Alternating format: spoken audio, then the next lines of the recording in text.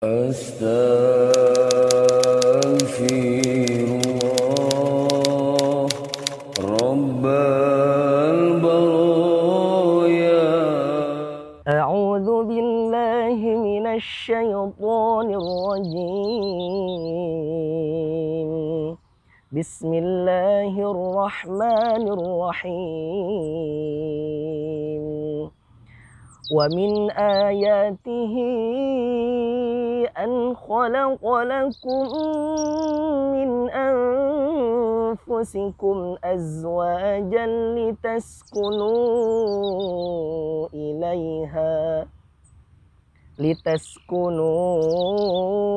ilaiha wa ja'ala bainakum mawaddatan wa rahmah.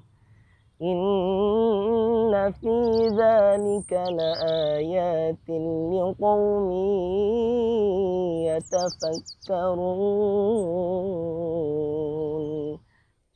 Sami'na wa ata'na ghufranaka rabbana wa ilaikal masir.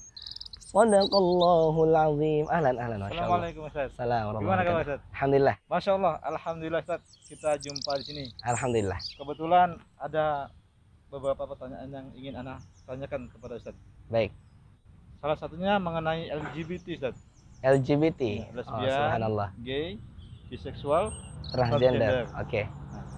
Di dalam surat Ar-Rum ayat 21 telah Allah tegaskan, di antara ayat-ayat Allah yang agung adalah diciptakannya pasangan bagi makhluknya dari jenisnya sendiri. Baik. Pengertian dari jenisnya sendiri nih Ustaz, dalam artian bagaimana Ustaz? Maksudnya sesama perempuan kah, laki-laki kah, atau yang bagaimana? Karena mengingat fenomena sekarang masih ada hamba-hamba Allah ini yang memiliki perasaan cinta dan sayang kepada sesama jenis dalam artian satu gender Ustaz. Alhamdulillah. Wanita kepada wanita, laki-laki kepada laki-laki. Nah, bagaimana Islam memandang hal ini Ustaz? Dan apakah ini bentuk dari gangguan setan atau bagaimana Ustaz? Ya subhanallah. Pertama kita harus pahami bahwasannya jenis yang dimaksud di sini adalah manusiakah atau bukan? Manusiakah atau bangsa jin? Manusiakah atau binatang? Manusiakah atau pepohonan? Dan lain sebagainya. Artinya ketika ada yang menafsirkan bahwasannya jenis yang dimaksud di sini adalah menghalalkan hubungan antara wanita dengan wanita, ya, atau percintaan antara wanita dengan wanita, laki-laki dan laki-laki, ini adalah salah kaprah dan gagal paham dalam memahami ayat-ayat Allah. Oleh karenanya, dalam memahami ayat tersebut, hendaklah kita melihat dan membaca bagaimana pandangan-pandangan ulama dengan tafsir ayat tersebut. Setelah itu kita harus tahu penyebabnya apa saja. Kok bisa ada laki-laki suka ke laki-laki? Ya, bisa jadi ada 3 faktor. Faktor yang pertama karena dirinya, hawa nafsunya yang tidak dia jaga. Yang kedua karena keluarganya, bisa jadi orang tuanya, misalkan ayahnya atau ibunya kasar. Adapun yang ketiga itu faktor lingkungan. Nah, 3 faktor ini harus dirubah dari gaya hidup kita.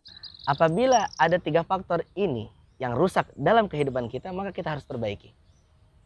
Yang pertama tadi apa? Hawa nafsu. Kita harus kekang hawa nafsu kita. Kata Rasulullah, ya masyarus syabab, wahai para pemuda, man istata'a minkumul ba'ah, barang siapa di antara kalian yang bisa atau mampu untuk menikah, falyatabawa, maka segeralah menikah. Fa illam yastati, kalau belum mampu untuk menikah, fa alaihi bisiyam, maka hendaklah berpuasa. Itu yang pertama.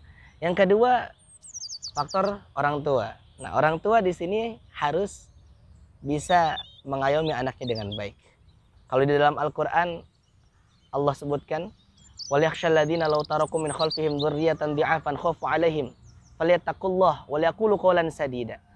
Mana singkatnya, kita harus takut meninggalkan generasi yang gagal.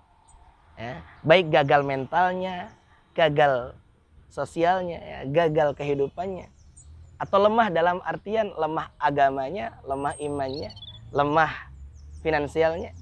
Nah, kita harus takut meninggalkan generasi demikian. Falyattaqullah, maka hendaklah bertakwa kepada Allah. Wal yaqulu qawlan sadida, dan berkatalah kata-kata yang baik. Nah, artinya orang tua harus bisa mengayomi anak dengan baik dan memberi contoh yang baik. Yang ketiga yaitu faktor lingkungan. Ya, jangan sampai kita salah bergaul. Karena kalau kita punya teman yang buruk, kita bisa ikut-ikut menjadi pribadi yang buruk. Ya. Paman Nabi, ya, sebelum wafatnya, beliau kata Nabi Muhammad SAW, ayolah pamanku bersyahadat. Kamu tuh tinggal bersyahadat aja, jasamu untuk Islam banyak sekali. Siapa beliau? Abu Lahab. Ya. Singkat cerita datang Abu Jahal. Ya, Abu Jahal menghasutnya. Ini bahayanya kawan buruk seperti ini. Kalau lingkungan buruk kita bisa terhasut, bisa menjadi buruk juga. Ya, singkat cerita beliau meninggal wafat dengan kekufurannya.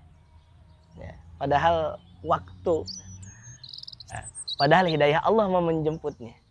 Namun karena ada teman yang buruk, maka beliau terjebak dalam keburukan. Nauzubillah.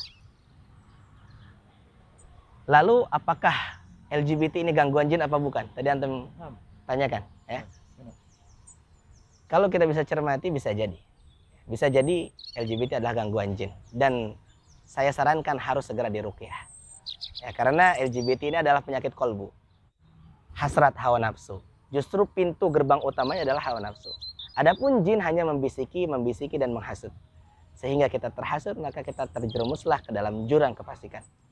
Nah, maka siapapun yang di sekitaran kita, misalkan nauzubillah ada yang LGBT, ya kita ajak untuk terapi dirinya dengan Al-Quran. Hijrah.